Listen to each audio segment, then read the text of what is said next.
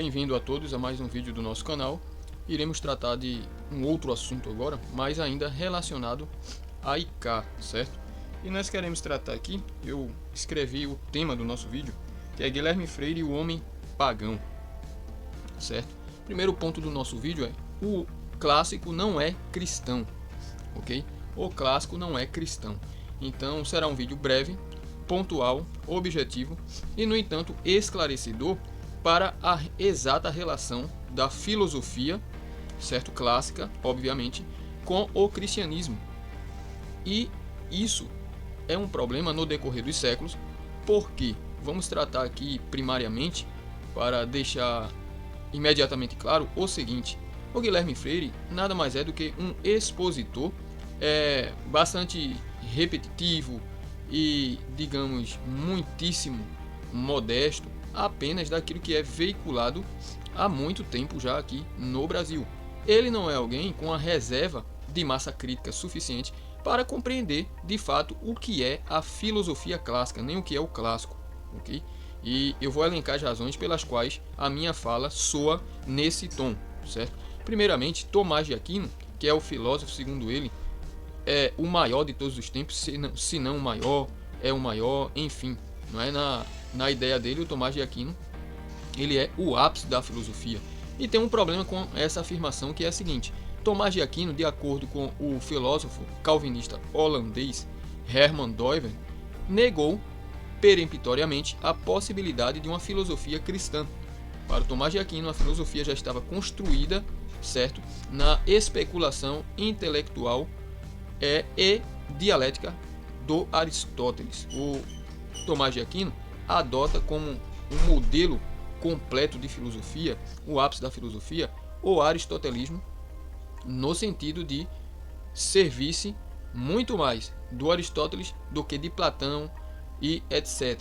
Não é? É certo que a filosofia do Tomás de Aquino, ela não contém apenas elementos aristotélicos, mas também platônicos em certa medida, mesmo porque o próprio aristotelismo depende também do platonismo, certo? Dado que a filosofia em seu nascedouro intelectual é uma filosofia dialética, não é? E dialética significa o seguinte: significa que há duas teses totalmente antagônicas e que, por isso mesmo, buscam uma síntese última. Só que essa síntese ela nunca foi alcançada. Essa síntese ela nunca foi realmente efetivada por conta da contradição ontológica interna das teses, ok? Por um lado, o Platão com o mundo das ideias não é exatamente uma, digamos assim, produção racional humana, e o Aristóteles com a questão da natureza, certo? Da empiria, a experiência abrangente da realidade, não é? E a filosofia clássica, ela parte de uma verdade. A filosofia clássica, ela não questiona os elementos constitutivos da teoria da verdade. Ela parte de um axioma de verdade. E esse axioma de verdade, certamente, obviamente, incontestavelmente, não é o axioma cristão. No cristianismo, a verdade é a pessoa de Cristo, per si, absolutamente inquestionável, inegociável, inevitável para nós que somos protestantes. No catolicismo romano, a situação é totalmente outra, exatamente pelo ponto da má relação da filosofia com a teologia, certo? Então a filosofia no catolicismo assume a teoria da verdade, enquanto que a teologia apenas se torna uma receptora, certo? Apenas uma espectadora passiva dessa teoria de verdade.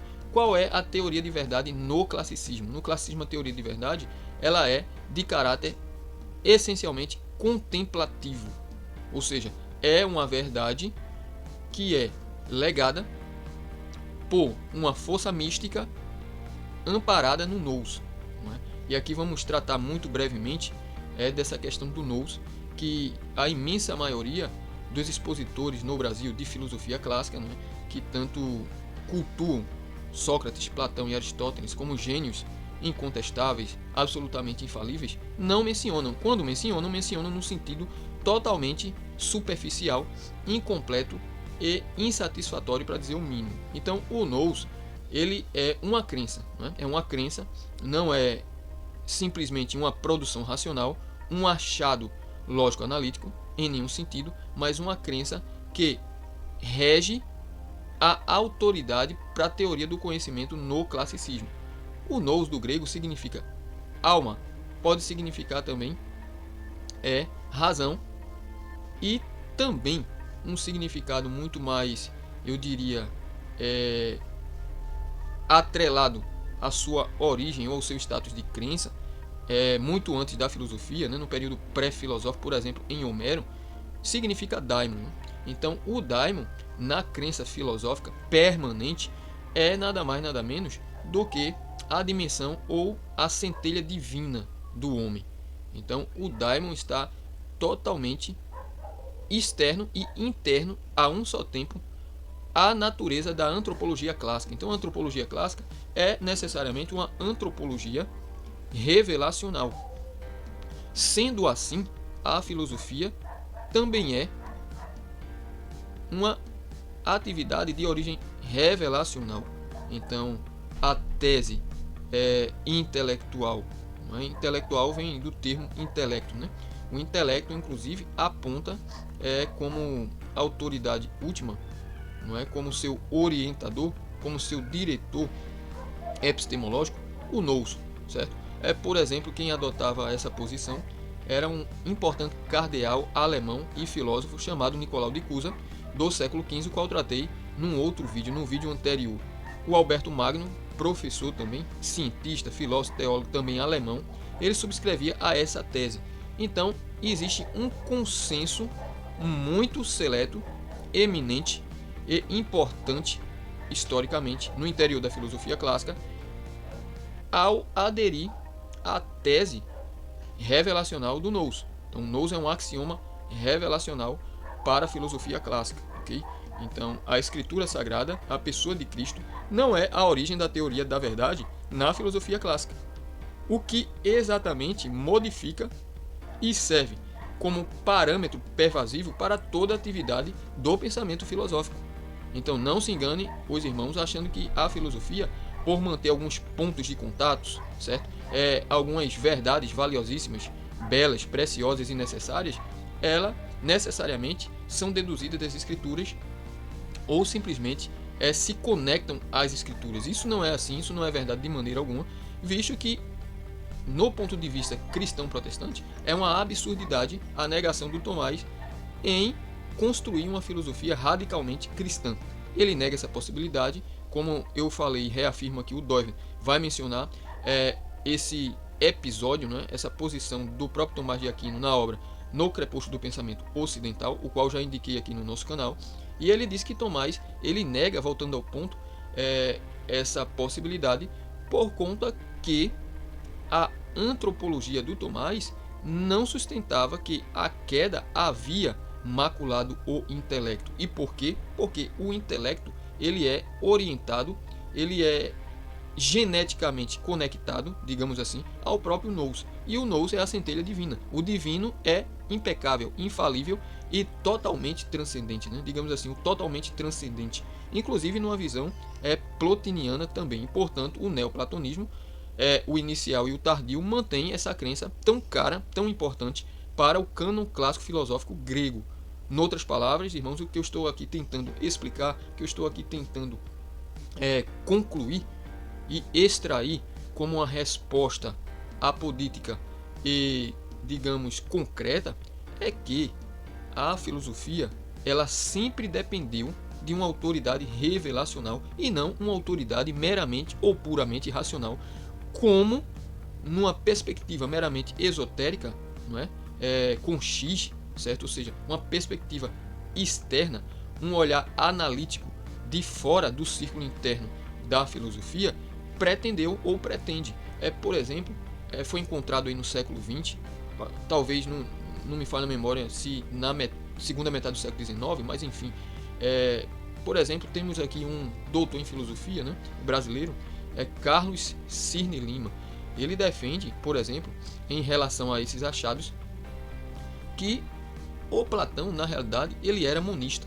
É bem certo que esse é um outro problema, mas isso só acentua a natureza dialética que eu vinha aqui falando já no início do vídeo para os senhores, né? E a implicação é o seguinte, é que foram encontrados o que se chamava na Grécia de Platão de ágrafa dogmata. O ágrafa dogmata nada mais é do que a doutrina não escrita, não é? Ou seja, esotérica com S, certo? Oculta, escondida, soterrada, não pública, etc, etc.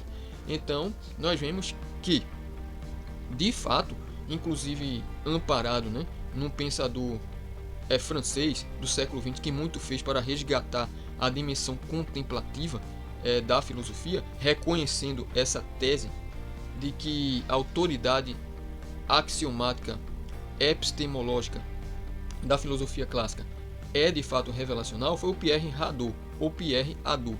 E ele sustentava claramente que a natureza última da filosofia não era uma natureza discursiva racional, não é isso? Mas era de uma natureza contemplativa revelacional. E, portanto, o fim último, senhor Guilherme Freire, da filosofia, não é, de fato, a busca pela sabedoria ou o amor pela sabedoria, como o próprio termo, né? O próprio conceito de filosofia, né? Philos, amor, etc, né? E sofia, sabedoria. Pretende. Então, essa busca à sabedoria ou amor à sabedoria é um amor e uma sabedoria completamente antagônicas à mentalidade ou à perspectiva genuinamente cristã reformada. Enquanto que a implicação, seu Guilherme, é que você pensa simplesmente a filosofia, e não só a filosofia, mas as ciências, uma vez que a filosofia ela é realmente a ciência dos princípios que vai embasar todas as demais ciências, no que tange a lógica, no que tange a teleologia, no que tange a definição, no que tange as implicações, no que tange a argumentação, no que tange a toda a atividade teórica. Então, o seu pensamento é genuinamente pagão e não cristão, porque o classicismo é amparado numa autoridade epistemológica revelacional, cuja identidade é o nous. E o nous é sim uma entidade espiritual. O nous é uma entidade espiritual que a um só tempo é externa e interna ao filósofo. Somente o filósofo tem acesso a essa autoridade, porque o filósofo na antiguidade, para ele constituir-se como um filósofo, ou seja, o princípio identificador da mentalidade e da autoridade filosófica era o Talma. O Talma significa um maravilhamento, é uma experiência absolutamente individual e subjetiva, onde o filósofo ele tem contato com essa dimensão maravilhosa da realidade. Essa dimensão maravilhosa da realidade nada mais é do que o contato direto com o divino, o transcendente, que é ofertado ao filósofo, ou é fornecido, garantido pelo filósofo, pela vontade ou pela disposição e revelação do nous. Então, isso pode soar muito estranho num primeiro momento, porque isso na realidade vai acentuar, não é? O que o próprio Pierre Hadot fala, que a partir do século V para frente, a atividade da filosofia, e portanto a definição da filosofia, foi totalmente alterada por uma atividade meramente lógico-analítica, discursiva, textual e de leitura. Então a filosofia ela abandonou o seu modo existencial de ser no mundo, certo? E o Hadot ele escreve de forma magistral, sólida e amparada em fontes primárias, diga-se de passagem. Por exemplo, ele vai utilizar Sócrates, Platão e Aristóteles, né? O próprio Platão e Aristóteles eles sustentavam o seguinte, que na contemplação, o filósofo ou o contemplador se transforma naquilo que contempla, não é? E nós vemos aí realmente uma espécie de ganho, né? Ou digamos assim, obtenção, certo? De uma certa natureza divina, não é isso? Porque o que é que o filósofo ele busca contemplar? O divino, né? O divino. O próprio Platão ele era apelidado, né, alcunhado ali na antiguidade de Platão o divino. Então, do ponto de vista estritamente teológico, isso é extremamente grave, porque pressupõe uma espiritualidade, obviamente, patentemente e irrefutavelmente, não só não cristã, como anticristã. porque o próprio Cristo é a própria verdade. Ele é a verdade em si próprio. Ele é a verdade absoluta e é a verdade eterna que invade, certo, toda a natureza e todo o desenrolar da história. Então, num ponto de vista epistemológico e, portanto, filosófico cristão reformado, inexiste tal possibilidade de, a um só tempo, o cristão sustentar Cristo como sendo a própria verdade e, portanto, origem da definição de verdade, e, por um outro lado, o nous ser a origem da definição de verdade, sendo ele a própria verdade, já que ele é o divino ou a centelha divina, externa a um só tempo e interna ao próprio ser humano, né? Então nós vemos aqui que existe um antagonismo absoluto entre o pensamento filosófico clássico e o pensamento filosófico cristão reformado, ok? É que o Tomás de Aquino, ele permaneceu cativo dessa dialética, ora achando ou podendo pensar como cristão, ora achando e podendo pensar como o homem clássico e, portanto, como um pagão. Isso não é possível, porque uma vez que você adota, certo, como verdade, no mesmo sentido cristão de verdade, o pensamento filosófico clássico, você está num jogo dialético, certo? Quer dizer, duas verdades a um só tempo, não é? E pior ainda, para resolver essa questão, a ideia, não é, antes aí do Tomás de Aquino, de forma, digamos assim, mais clara, né, e objetiva, era de que o cristianismo ele era uma manifestação da verdade primordial, né, ou digamos, né, da sabedoria perene, né? Então isso aí culminará, por exemplo, no século 19 e 20 na escola tradicionalista, né, que é a exposição do simbolista e filósofo metafísico francês René Guénon, né, o perennialismo.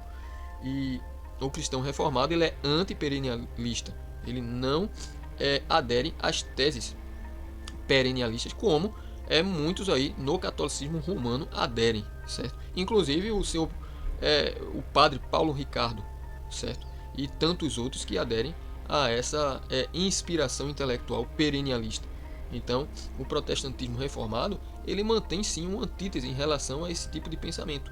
Então, obviamente que o Guilherme Freire, ao adotar a ideia de filosofia cristã do Tomás de Aquino, ele nada mais é do que uma vítima do pensamento clássico. E o pensamento clássico não é o pensamento cristão. Ele não pode, como queria Tomás de Aquino, ser reconciliado com o pensamento cristão e, portanto, com Cristo. É o motivo todo abrangente e axiomático, para tanto, é elencado, estudado, construído e devidamente articulado em todos os seus elementos na filosofia pressuposicionalista do holandês Herman Doiver, já citado aqui por mim. Ele vai dizer que existem 4 grandes motivos básicos religiosos no interior da cultura ocidental. E o motivo clássico é o matéria-forma. Né? Então, matéria-forma são um motivo básico religioso dialético. No segundo momento, o Tomás de Aquino, ao tentar a grande síntese, nasce com o Tomás de Aquino o motivo natureza e graça, certo? Onde para Tomás a natureza ela não necessitava de redenção intelectual, porque a razão, certo, sendo definida pelo pensamento clássico como o intelecto, certo? Então era simplesmente divina, né? Ou mantinha-se sob a instância divina, não tendo sido contaminada pelo pecado original. Isso daí é uma coisa muito clara, inclusive na Suma Teológica ele vai defender isso. Eu não me recordo agora, né, qual capítulo, parágrafo lá, a seção e assim por diante, em que está isso aí na Suma Teológica, certo? Mas isso aí é um fato que está na Suma Teológica. O Doiver, inclusive, ele elenca isso aí. Então, assim, é um caminho totalmente aporético. Então, é um problema realmente grave, é um problema que vai afastar totalmente duas cosmovisões e, portanto, são dois mundos de pensamento absolutamente distintos.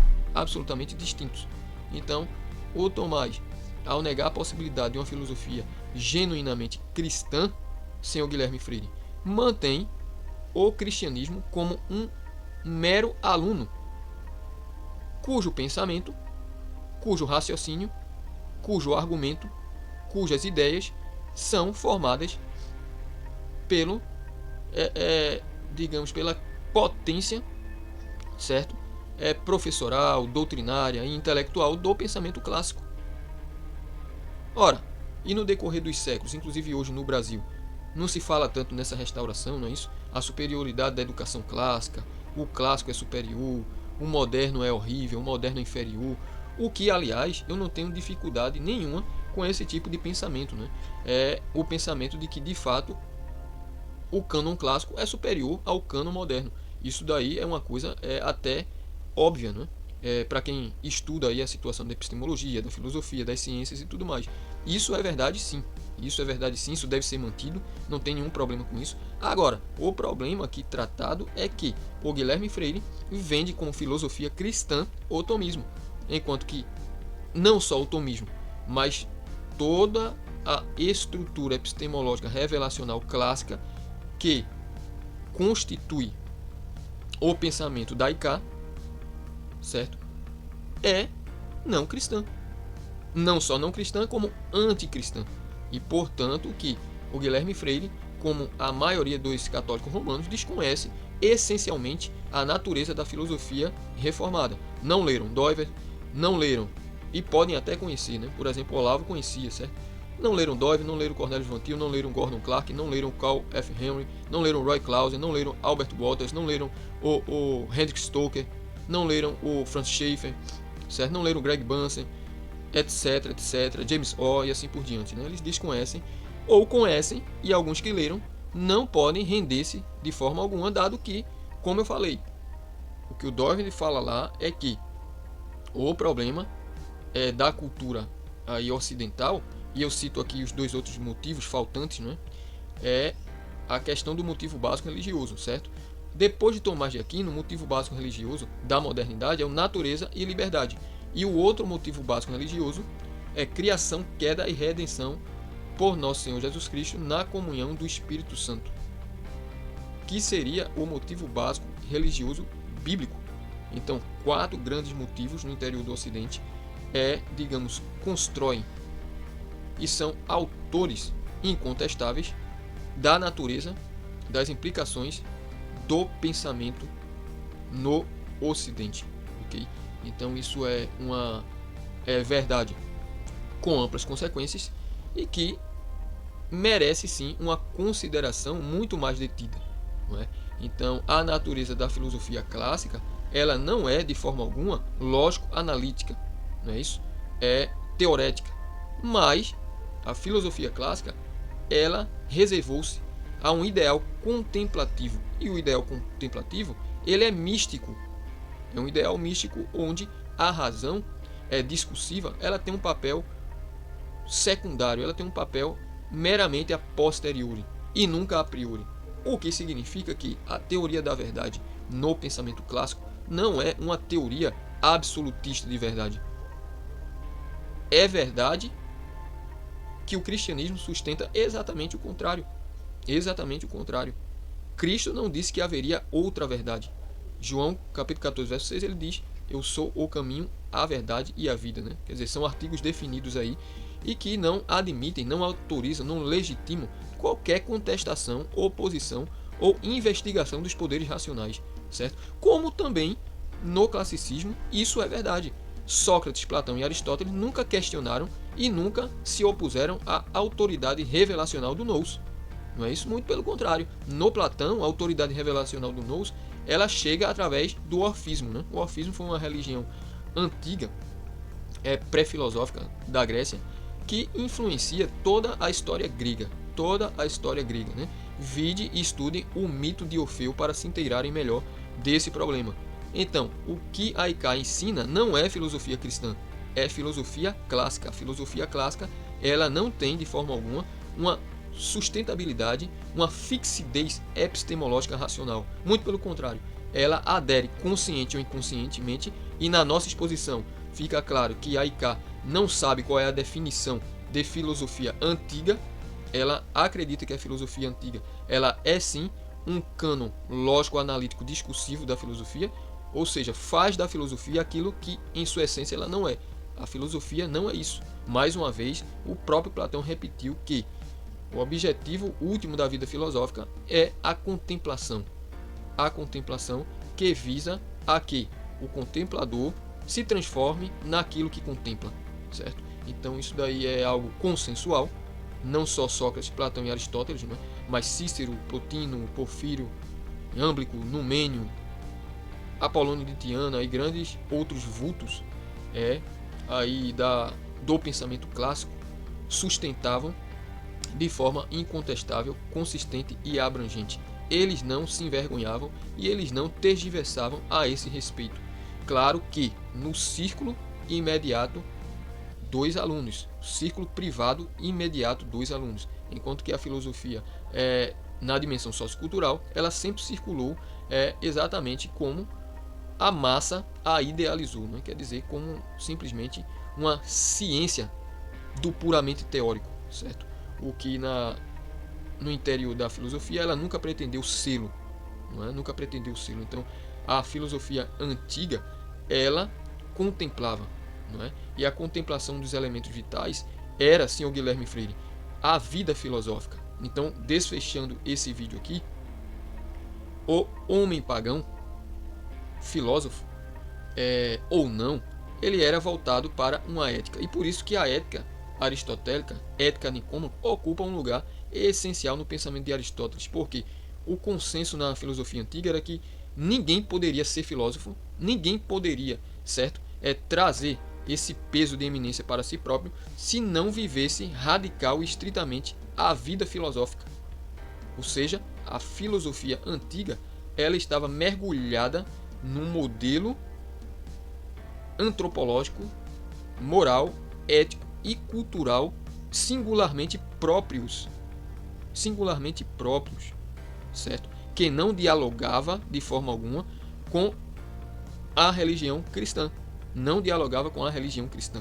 Exemplo disso é o grande erro histórico, não é? Em certa medida, eu não digo que houve apenas, não é, atrocidades, digamos, morais e teológicas, certo? Muito longe disso, mas ainda assim um erro essencial é a ideia do monasticismo, né? Santo Antônio, Santo Antão, etc., que viam aí, certo, no modo de vida cristão ou modo de vida filosófico, que era exatamente o que? A separação radical do mundo, não é? A hostilização irrestrita e completa da materialidade do cosmos, né? Uma cosmologia absolutamente espiritualista. Então, o monasticismo, ele não é protestante. O monasticismo, ele é um produto gestado da imaginação contemplativa filosófica clássica, importado para o interior do cristianismo pela IK. Então, a IK ela é monástica. A IK ela não tem uma filosofia da cultura, menos ainda uma teologia da cultura radicalmente cristã.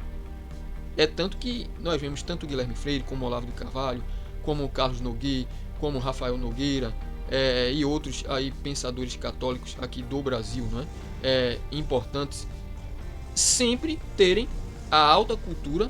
A alta cultura nasce no classicismo como modelo ideal de cultura, não é? Como modelo ideal de cultura, o que, guardada as devidas proporções, principalmente em relação à cultura moderna, eles estão realmente cobertos de razão. Eles estão aí apoiados pela mais robusta razão. Isso eu não nego. Mas acontece que o ponto não é esse. O ponto é que o cristianismo nos oferece uma teologia própria da cultura. A cultura cristã ela se sustenta a si própria. Ela não pode depender de elementos teológicos culturais não cristãos. E esse é a nossa proposta aqui no nosso canal. Então, em última instância, senhor Guilherme, o Tomás de Aquino, não é? E todos os demais, inclusive o senhor, não é, que são filósofos ou pretendem ser filósofos católicos romanos, vocês nunca foram filósofos, nem poderão sê-lo, a não ser que renunciem de uma vez por todas o cristianismo e vivam como filósofos, certo? Vocês precisam então obedecer às vozes dos seus mestres intelectuais, Sócrates, Platão e Aristóteles, e viver a filosofia de frente e encarar as suas consequências, obviamente, não é? Então, não existe filósofo no catolicismo romano. Isso é verdade também para o protestantismo? Sim, isso é verdade absoluta também para o protestantismo. Mesmo porque no protestantismo a definição de filosofia ela não preserva, certo? A epistemologia clássica. Ela não preserva a epistemologia clássica. Claro, apesar de haver em alguma medida o diálogo, porque nós sabemos que historicamente o fato é que a filosofia ela tem assim, digamos, né, um upgrade, digamos assim, singular e permanente na Grécia, não é isso? Eu não digo que nasce na Grécia, o que nasce na Grécia é uma atividade chamada, denominada de filosofia por Pitágoras, mas que anterior, certo, a essa nomenclatura já havia filosofia no mundo antigo, por exemplo, na Índia. Verdade é que o próprio Plotino, não é?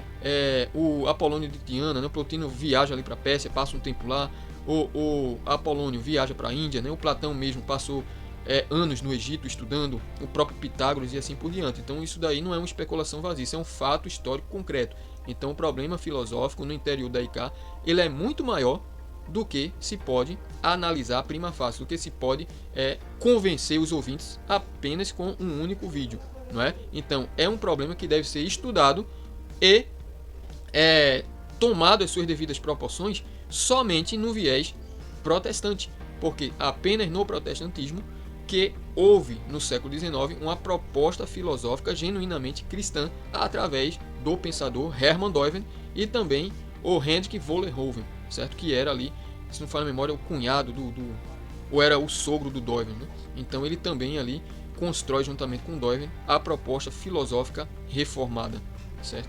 Então o catolicismo romano ele nada mais é do que um iniciado, um aluno do pensamento clássico e portanto se defende o pensamento clássico como um ideal cristão, que nunca foi cristão nem pode sê-lo. O classicismo não é cristão, seja primariamente na esfera mais essencial da epistemologia, seja nas suas consequências.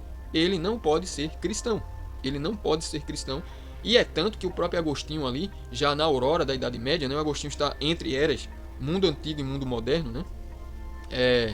Vamos falar dessa maneira, ele vai justamente distanciar-se, né, da fonte da epistemologia ali, ao elaborar a teoria da iluminação, ok? Mas isso daí é outro problema e que requeriria mais um vídeo, né? Então eu acho que esse vídeo ficou suficientemente elucidado e nós colocamos assim a lume, a antítese filosófica reformada em relação à epistemologia ou ao pensamento clássico no interior da IK, certo? Ou da Igreja Católica Apostólica Romana, como eles tanto amam pronunciar-se, né? Que eles são apostólicos, a ser apostólica, e que o catolicismo é a expressão máxima e incontestável do cristianismo, quando a IK nada mais é do que uma iniciada no mistério contemplativo clássico, e nada mais do que isso. É assim desde sempre. É assim desde sempre, ok? Então que Deus abençoe a todos com esse vídeo e que os irmãos possam refletir de forma mais séria nessa situação que nós enfrentamos, principalmente aqui no nosso país. Então, Guilherme Freire não é filósofo coisa nenhuma. Ele é um papagaio do classicismo ao qual ele desconhece em ontologia e em epistemologia. Ele traz apenas aspectos acadêmicos, históricos estabelecidos e nada mais.